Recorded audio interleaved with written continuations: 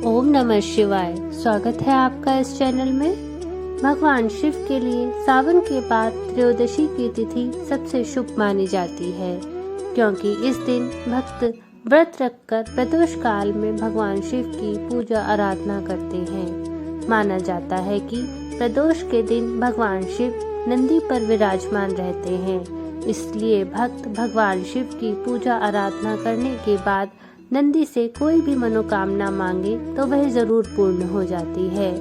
इस दिन व्रत करने से अखंड सौभाग्य का वरदान मिलता है, संतान सुख की प्राप्ति होती है और सारी समस्याएं दूर हो जाती हैं।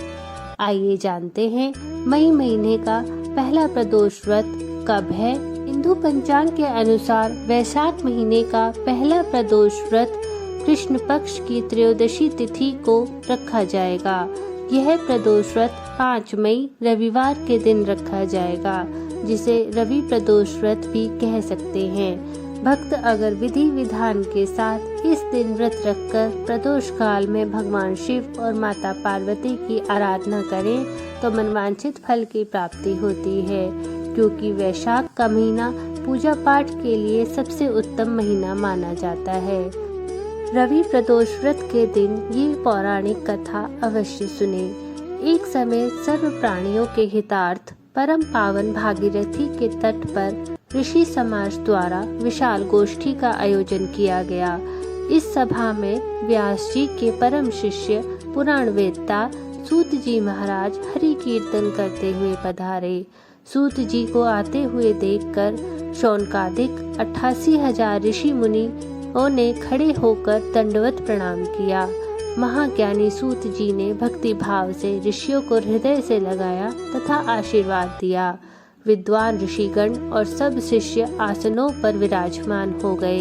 शौनकादि ऋषियों ने पूछा, हे पूज्यवर महात्मने, कृपया यह बताने का कष्ट करें कि मंगलप्रद कष्ट निवारक यह व्रत सबसे पहले किसने किया और उसे क्या फल प्राप्त हुआ। श्री सूत जी बोले, आप सभी शिव के परम भक्त हैं। आपकी भक्ति को देखकर मैं व्रती मनुष्यों की कथा कहता हूँ, ध्यान से सुनो। रवि प्रदोष व्रत की कथा के अनुसार एक गांव में अति दीन ब्राह्मण निवास करता था।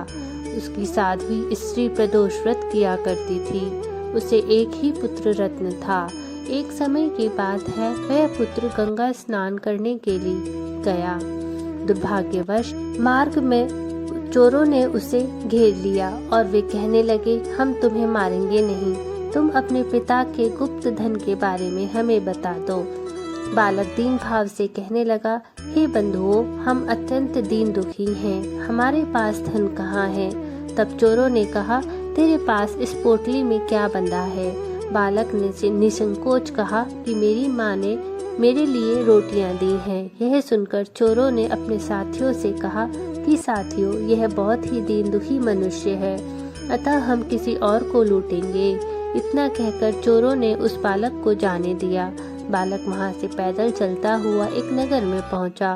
नगर के पास एक बरगद का पेड़ था।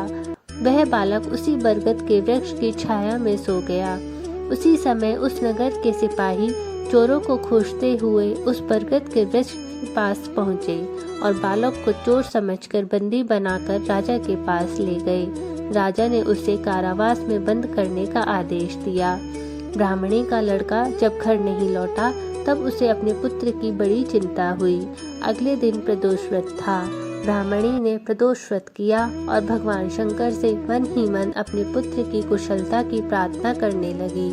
भगवान शंकर ने उस ब्राह्मणी की प्रार्थना स्वीकार कर ली।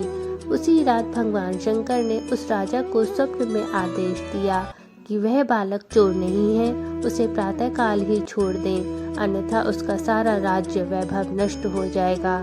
प्रातःकाल राजा ने शिवजी की आज्ञा के अनुसार उस बालक को कारावास से मुक्त कर दिया। बालक ने अपनी सारी कहानी राजा को सुनाई। राजा वृतांत सुनकर राजा ने अपने सिपाहियों को उस बालक के घर भेजा और उसके माता पिता को राज दरबार में बुलाया। उसके माता पिता बहुत ही भयभीत थे। राजा देखकर बड़े प्रेम से कहा, आप भयभीत ना हो, आपका बालक निर्दोष है। राजा ने ब्राह्मण को 5 गांव दान में दे दिए। जिससे कि वे सुखपूर्वक अपना जीवन व्यतीत कर सकें। भगवान शिव की कृपा से ब्राह्मण परिवार आनंद से रहने लगा। अतः जो मनुष्य रवि प्रदोष व्रत को करता है वह सुखपूर्वक और निरोगी होकर अपना पूर्ण जीवन व्यतीत करता है तथा उसके जीवन में खुशहाली आती है। ओम नमः शिवाय।